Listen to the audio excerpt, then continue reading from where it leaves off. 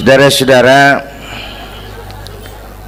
sekarang ini banyak orang bisa memberi contoh, tapi sedikit orang bisa menjadi contoh. Ngasih contoh mah gampang, jadi contoh susah. Karena beliau manusia. Laqad ja'akum rasulun min anfusikum. Kalau kambing disuruh nyontoh ayam, yang nyuruh nyontoh kagak punya pikiran, ya kagak level. Kambing mah nyontohnya kambing, kebo nyontohnya orang, nyontohnya orang. Makanya Nabi kita orang, bukan malaikat, bukan jin, bukan dewa, manusia. Kalau manusia disuruh nyontoh manusia, itu perintah masuk akal, predispositionnya sama. Kalau disuruh nyontoh malaikat mah ribet kan. Malaikat bagaimana nyontohnya, dia mah tidur kagak, makan kagak, sama duit budak, sama perempuan kagak open, lah susah nyontohnya. Ya, Superman tuh biar hebat nggak bisa dicontoh Superman, bagaimana terbangnya, lagian pakai celana dalam di luar ban, nggak bisa dicontoh Superman mah. Nabi kita manusia utuh, cuman sungguh pun manusia, kualitasnya beda. Ini namanya basyarun la kal basyari. Manusia memang, tapi jangan samain, bobot bibitnya beda. Contoh, kita nih manusia, kita tidur. Nabi kita manusia, beliau tidur. Tidur Nabi, tidur mata doang, hatinya nggak pernah tidur. Tuh bedanya sama kita tuh. Tidur kita keblek, asal tidur habis-habisan. Lagi, kita manusia, kita keringetan. Nabi kita manusia, keringetan. Keringet Nabi harum wangi, bau minyak kasturi, zaman belum ada parfum. Keringet kita udah rasain aja masing-masing dah, jangan pakai dikebet udah.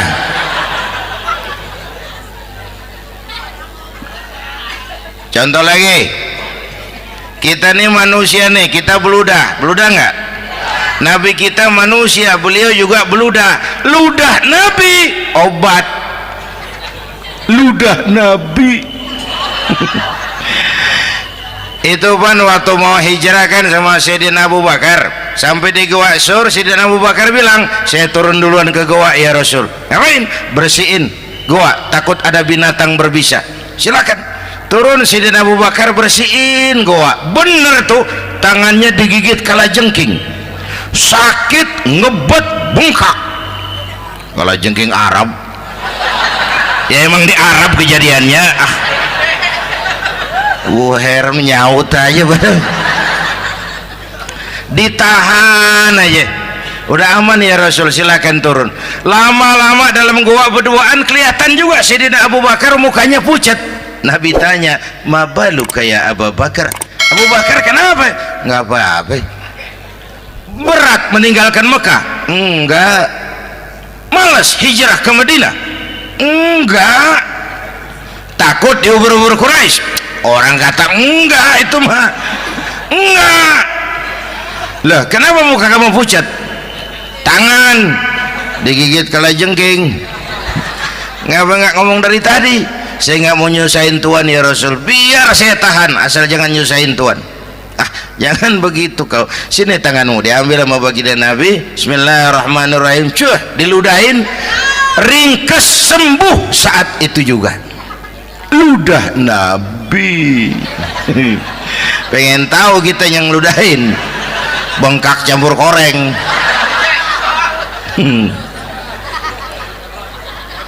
Satu tuh alasannya kenapa Nabi dijadikan contoh, karena manusia. Kalau manusia disuruh nyontoh manusia pasti bisa dong ya.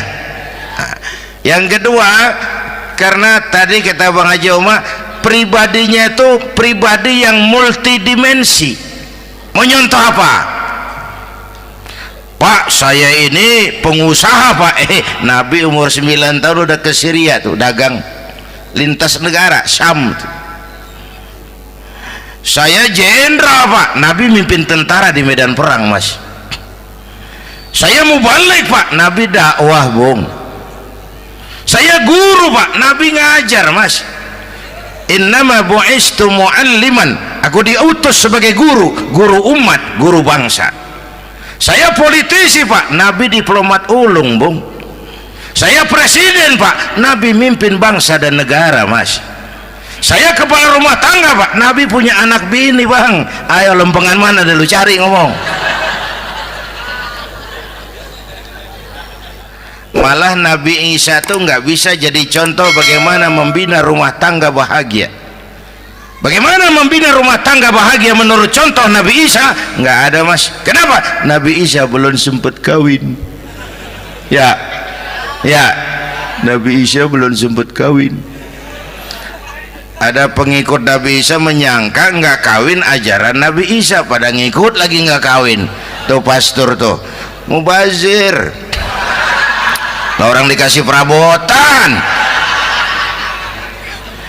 Bang, bener saya kalau dalam Islam kiai kagak boleh kawin, saya pilih berhenti jadi kiai. Kalau kagak ada giro-giroan, botak rambut.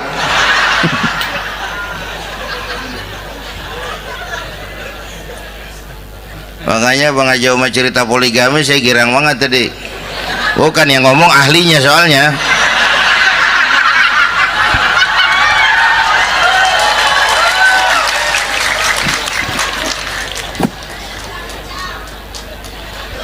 Dadah gitu aja deh ya.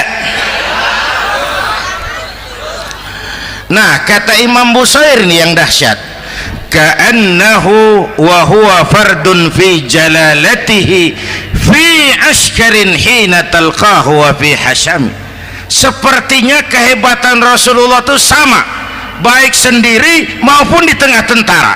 Artinya begini, orang hebat banyak, tapi yang hebat di mana-mana susah nyarinya. Baginda Rasul ini lagi duduk hebat, lagi jalan hebat, ada di pasar hebat, lagi di masjid hebat, di medan perang hebat, di depan anak-anak hebat, di mata musuhnya hebat, di depan sahabatnya hebat, di mata istrinya hebat, di mana-mana hebat. Lah susah cari orang begini Bang. Ya, kita mah hebat juga setempat. Di kantor hebat, sekantor orang diomelin. Di kantor, pulang ke rumah dikeplak sama bininya diem aja. Nih di depan bininya dia kagak hebat dia mah.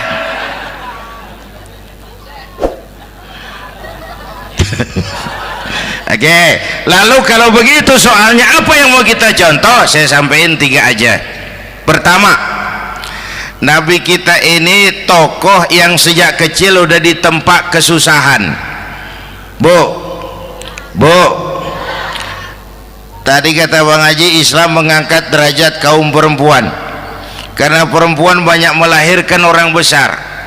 Lihat Sayyidah Aminah, ibunda baginda Nabi, melahirkan anak pertama tanpa didampingi suami. Meninggal suaminya, sedih hatinya, remuk perasaannya, tapi tegar jiwanya. Dilahirkannya bayi bernama Muhammad, diasuhnya penuh kasih sayang, diantarnya menjadi orang besar dan memang dibesarkan oleh Allah. Itu contoh tuh Bu. Bilangin anak-anak tong, bocah Nabi ngangon kambing tong, sekolah tong, jadi orang gede. Baba lu tibang tamat SD, lu sarjana lu. Baba lu cuman jadi RT, lu jadi camat lu.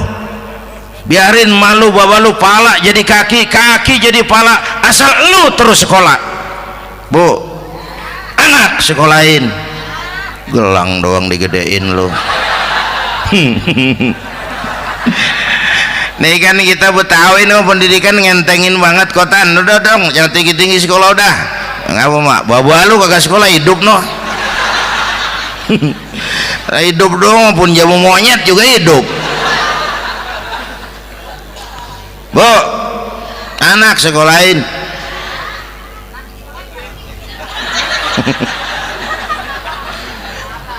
Mahatma Gandhi, kecilnya begeng, ceking, cacingan, leatim. Emaknya tuh, Gandhi sekolah nak, Gandhi belajar nak, Gandhi jadi orang besar nak. Kalau perlu belajar ke Inggris, biar Inggris menjajah kita. Gak apa-apa kau sekolah ke Inggris, tapi jangan jadi Inggris nak. Jangan pacaran sama bule, jangan sentuh minuman keras. Gandhi jadi orang besar. Mahatma Gandhi tumbuh karena dorongan emak. Mak, udah yatim. James Watt, Kang Bandrek. Emaknya tuh yang dorong tuh jadi orang besar. Belum lagi perempuan yang jadi besar. Di Indonesia ada Kartini, di Jawa Tengah ada Dewi Sartika, di Jawa Barat Dewi Sartika, di Bengkulu ada Fatmawati Soekarno, sang penjahit bendera merah putih. Di Aceh muncul Laksamana Malahayati, disusul kemudian oleh Cut Nyadin, baru kemudian muncul Cut Koko, Cut Meme, Cut, ya udah tak cut lain dah.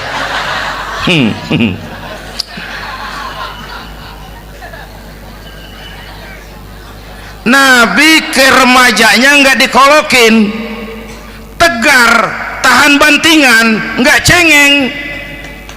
Begini bang, kalau bahasa kita nih, bahasa Betawi nih, orang mah bang kalau udah biasa susah ketemu susah nggak kaget udah. Ya kita Betawi kan masuk sudah nukangin. Susah mulu. Saya santri nih biasa makan kangkung, datang ke rumah temen dikasih kangkung, makanan gue ini mat, dikasih daging ayam lah nambah, emang apa? Orang mah kalau biasa susah enak nggak kagetan. Saya santri biasa tidur di masjid, disuruh nginep di hotel lah pules nggak? Tapi yang biasa tidur di hotel suruh nginep di masjid encok. Makanya kemarin tuh waktu menteri-menteri baru dilantik tuh saya ngarepin tuh, mudah-mudahan nih menteri ini begitu dilantik bacaannya nawaitu sauma ghadin. Lu pada niat puasa dulu dah, entaran. Puasa kan bukan kagak boleh, nunda doang, nunda puasa mah. Tempe boleh maghrib, tahu boleh maghrib, air kelapa boleh maghrib. Lu menteri pada mau naik mobil mewah boleh, ntar kalau ekonomi udah mendingan, rakyat udah pada legaan napasnya. Ya sebab apa? Itu duit buat mobil para menteri kan duit negara. Duit negara kan duit rakyat. Duit rakyat kan duit gue juga, itu ada di situ. Gue bayar pajak. Sayangnya kebanyakan pejabat kita asal dilantik aja bacaannya Allahumma lakasumtu, niat buka puasa. Orang buka puasa kan kemaruk, apa jadi gares ya? Bu, jadi benar Islam mengangkat harkat, derajat, martabat kaum perempuan. Kata Bang Haji Umar tadi, dengar nggak tuh? Waktu Nabi ditanya, ya Rasul, siapa yang paling harus saya taati di dunia? Ibumu. Setelah itu ibumu. Setelah itu ibumu. Setelah itu bapakmu. Ibu 3 kali disebut, bapak coba pikirin, ibu 3, bapak 1 bapak. Ini bagaimana ngitungnya? Jadi kerok begini nih ngitung nih.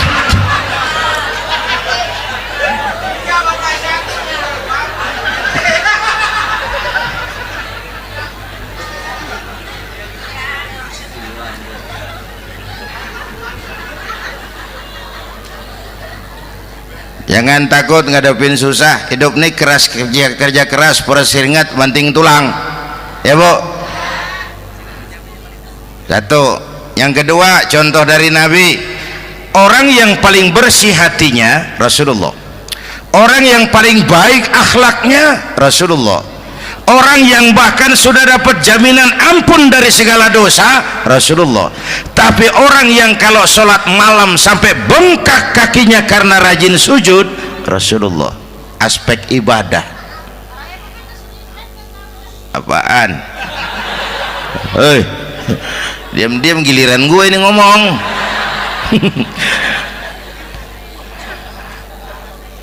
Lo ngomong lagi udah gue pulang. Canda neng. Udah gantian ya. Ya. Apaan urusan? Orang yang dosanya udah dapat jaminan ampun, kalau sholat malam bengkak kakinya karena rajin sujud.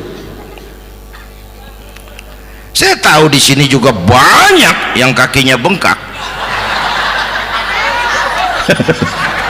Semurat. Oke. Kira-kira 3 minggu yang lalu saya menghadiri haul akbar Syekh Maulana Malik Ibrahim di Gresik, haul ke-609. Dari situ saya ke Surabaya ikut zikir sama keluarga besar Tarbiyatul Qulub. Waktu zikir saya terkejut, ada kalimat yang dibaca ratusan kali menyentak perasaan saya. Kalimatnya sederhana, kita hafalah, yaitu kalimat ana Abdullah.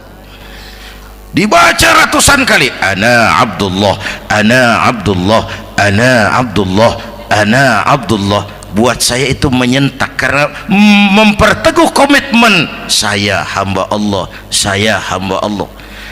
Itu mah Pak Zainuddin kan biasa, itu mah kita semua juga hamba Allah. Betul. Ayo kita bikin luar biasa. Saya mau tanya, Bapak Ibu hamba Allah apa bukan? 3 orang. Ibu hamba Allah apa bukan? Oke. Hamba Allah. Kata siapa? Nah, kata ibu sendiri. Kalau kata sendiri pan namanya pan ngaku. Ya. Orang ngaku mah boleh dong, tiba ngaku. Namanya juga ngaku. Cuman diakuin apa enggak kita pan belum tahu. Ngaku mah murah, diakuin mahal. Ya, yang gampang dah. Ibu kenal sama Presiden SBY? Kenal. Presiden SBY kenal sama ibu? Lo ngaku lo, ngaku.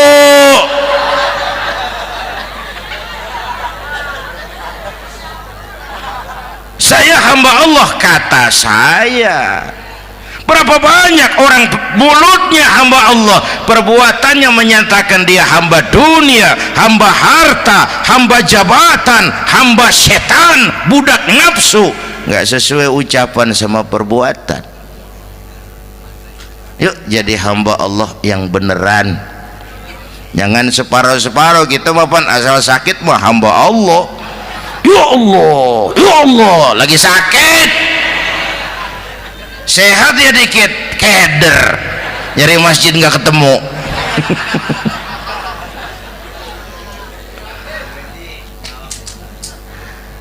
Apalagi kata Bang Haji tadi nih, kita nih kan zaman entertain nih, orang pada pintar bikin bungkusan sekarang Bang, ya. Abad entertain, orang pada bangun pencitraan. Tadi itu kiai sama dukun tipis bedanya. Dukun pada pasang iklan sekarang, ketik reg. Waduh, sampean lahir hari Selasa, nggak cocok di air, ono di hutan sono. Larang udah dagang es jadi berhenti, nggak cocok di air.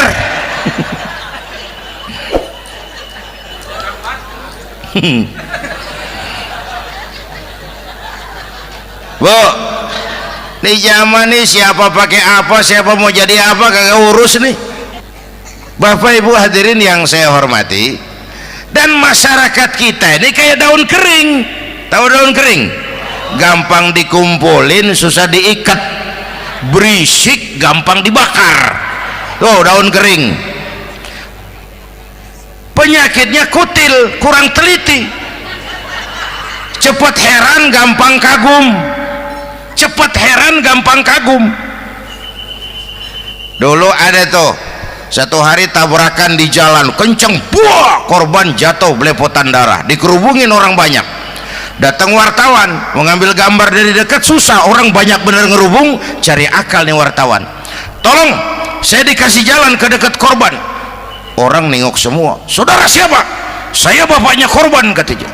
Dia ngaku bapaknya korban. Ya orang minggir semua, minggir, ini ada bapaknya korban. Orang minggir semua, dia maju ke depan korban. Sampai di depan korban pucat mukanya tuh wartawan. Kenapa? Yang ketabrak anak monyet, Pak. Dia udah kedongan ngaku bapaknya korban.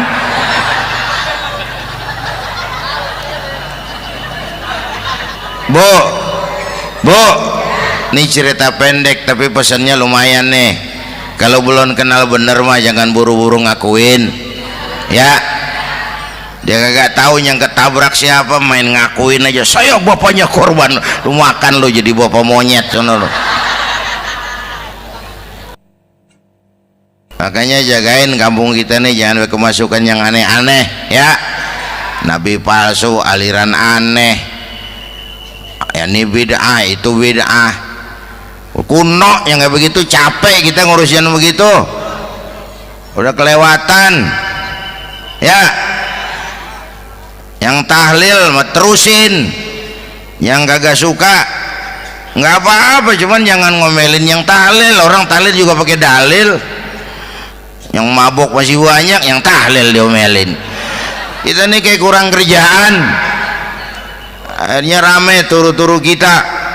Padahal yang harus kita kembangkan kan rukun antar umat seagama, rukun antar umat beragama, rukun antar umat beragama dengan pemerintah, kata Bang Haji Omar tadi. Rukun antar umat seagama, turu-turu kita muslim nih kudu rukun. Beda pendapat boleh, marahan jangan, ya. Tangan kanan sama tangan kiri juga beda, cuman rukun. Asal kiri gatal nih, kanan kagak diundang, dia datang aja nggak rukin. Nggak ada kiri gatal kanan ngomel, lu garuk aja sendiri, nggak dia mah akur, ya Bu.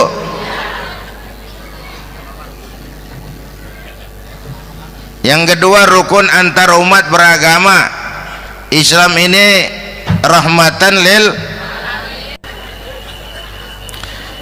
Yang ketiga rukun antar umat beragama dengan pemerintah. Ini mah kita kan bermasyarakat sama juga sembahyang berjamaah, ada imam ada makmum, ya. Nih rakyat kalau jadi pemilih yang pintar ke depan, nah, mau milih wali kota kayak gubernur kayak presiden kayak. Sebab apa? Sholat berjamaah kan siapa makmum kagak penting, Bang. Makmum mah siapa aja boleh, ya. Tiba ngikutin dia mah, ngaji dia mah gimana kayak nggak ada bab pemilihan makmum, nggak usah. Makmum mah kagak usah dipilih, siapa aja boleh, ya. Bang, tuh orang budak, Bang, boleh jadi makmum. Bacanya kagak fasih, boleh jadi makmum. Ketinggalan satu rakaat, boleh jadi makmum. Tapi nggak tiap orang boleh jadi imam. Siapa yang dipilih jadi imam? Pertama a'lamuhum, kata Nabi.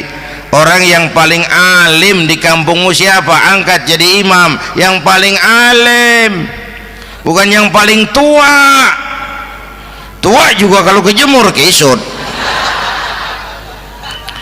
Dulu tuh Nabi Adam waktu diangkat jadi khalifah kan bekalnya apa? Wa 'allama Adam al-asma'a kullaha. Al-asma' ay al-ulumul katsirah. Dulu zaman Fir'aun perang sihir sama Musa, sekarang perang visi dan misi. Punya ilmu, Bu, ngerti urusan dari tetek sampai bengeknya. Kalau ngikutin imam yang alim pan enak, bisa dipertanggungjawabkan. Hati-hati milih pemimpin, maksudnya bu, jangan terjebak oleh penampilan. Emas pasti kuning, bener? Apa semua yang kuning pasti emas? Udah paham dulu. Ustadz, kenapa? Di kampung saya ada 2 orang alimnya sama. Yang mana yang jadi imam? Afsahuhum, yang lebih fasih lidahnya. Yang satu alim pelok, yang satu alim kagak pelok. Nah, yang kagak pelok suruh jadi imam. Kenapa? Nggak sah orang fasih bermakmum kepada imam pelok. Ustadz, imam pelok, makmum pelok semua. Sah. Namanya kampung pelok, biarin. Susah diurusin udah itu. Apa sih artinya fasih? Yang enak deh, nyambung. Pegel kalau punya pemimpin kagak nyambung sama rakyat. Ya, rakyat mau yang ngidul deh ngalor, rakyat mau yang ngulon deh ngetan. Lah kan capek rakyat, kagak nyambung. Makanya kalau jadi imam pesan Nabi, idza amma ahadukumun nas falyukhaffif. Kalau kamu jadi imam, ringankan sholat kamu. Itu makmum nggak sama kekuatannya. Jangan panjang-panjang kalau jadi imam, kudu tahu keadaan makmum. Tuh makmum ada yang udah tua rentak, diri aja udah gemeter. Ada yang punya darah tinggi, kalau sujud kelamaan palanya ngebet. Ada yang udah janji tuh makmum habis sembahyang mau terima duit. Kalau imam kelamaan, kalau sodan makmum. Ya, nyambung. Jangan udah diangkat jadi imam saenake dewe. Salat isya berjamaah, rakaat pertama selesai Fatihah Yasin. Makmum ikut mengikut, cuman bari ngancem. Besok gua tawiatin balik lagi udah. Kagak nyambung. Kalau nggak nyambung tuh capek, Bu. Jangan tersenyum kepada orang buta, jangan berbisik kepada orang tuli. Kagak nyambung. Orang buta diajak senyum, bagus sih maksudnya, cuman kan rada mubazir. Orang kagak paham. Cari pemimpin yang nyambung. Kalau emang masyarakatnya suka tahlil, cari pemimpin yang suka tahlil. Rakyatnya suka maulid, cari pemimpin yang suka maulid, supaya nyambung, kagak pegel kita.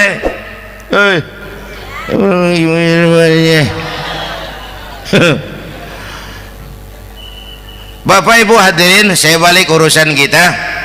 Nyontoh Nabi ibadahnya luar biasa. Bu, kita ini perlu Allah. Kita ini perlu Allah. Semua kita perantau di bumi Allah ini. Perantau pasti pulang.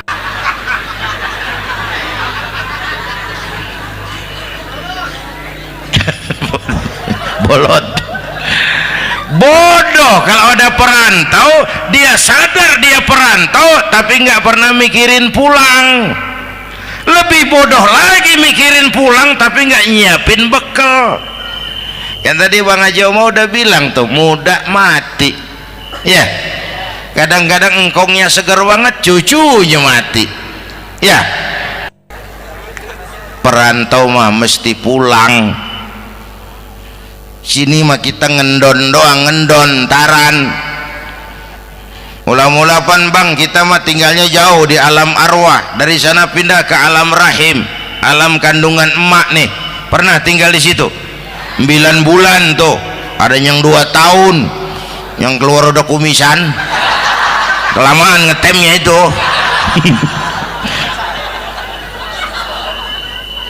Dari sisi ini mau pantas ibumu, bapakmu, karena alam rahim, fisik dan psikis emak lebih capek dari kita bapak. Kita mah orang laki mah, kita mah pan investor gitu mah, nanam modal doang.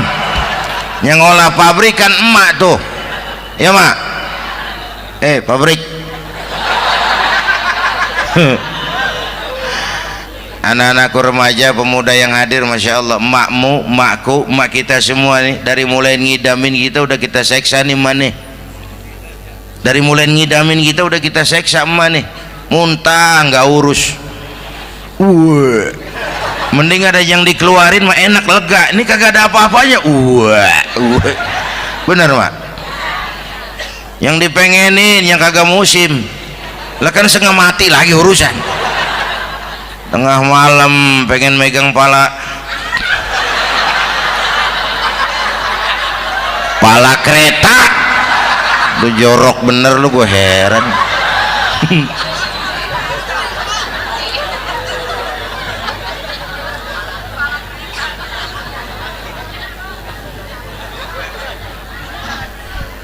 Bapak Ibu hadirin, yang ketiga terakhir, contoh dari baginda Nabi, modal utama perjuangannya adalah akhlak. Memperbaiki akhlak, pakai akhlak. Rasulullah ngajak, bukan ngejek.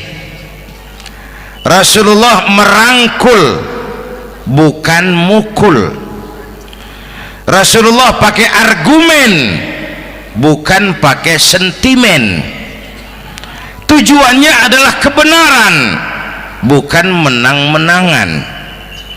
Prinsip dakwahnya basyiru wala tunafiru, yassiru wala tu'assiru. Gembirakan orang, jangan ditakut-takutin. Mudahkan urusan orang, jangan dibikin sulit. Di masyarakat memang mendingan rakyat rendah berakhlak tinggi daripada pejabat tinggi berakhlak rendah. Dulu tahun 50-an orang kita kalau pergi haji ke Mekah 6 bulan. 6 bulan tuh orang udah pada lupa aja baru pulang. 6 bulan orang yang ada cuman kapal laut, Mekah Madinah onta, banyak rampok lagi di gurun pasir Baduy itu. Dulu orang tua kita belajar manasik, kalian belajar silat. Sekarang karena kemudahan kemajuan ilmu menciptakan Boeing memotong waktu 5 bulan, orang pergi haji cukup sebulan. Bapak Ibu hadirin yang saya hormati, oleh karena itu menjaga nilai-nilai akhlak itu penting. Kepada siapa kita harus berakhlak? Pertama, kita harus berakhlak kepada Allah. Bagaimana caranya? Jangan menyekutukannya dengan sesuatu pun. Yang kedua, jangan menyembah kecuali hanya kepadanya. Yang kedua, kita harus berakhlak kepada sesama tadi itu. Yang ketiga, kepada lingkungan. Saya dulu masih zaman ada almarhum kakek saya, engkong. Kampung saya banjir, air masuk ke rumah. Saya teriak, "Kong, banjir, Kong."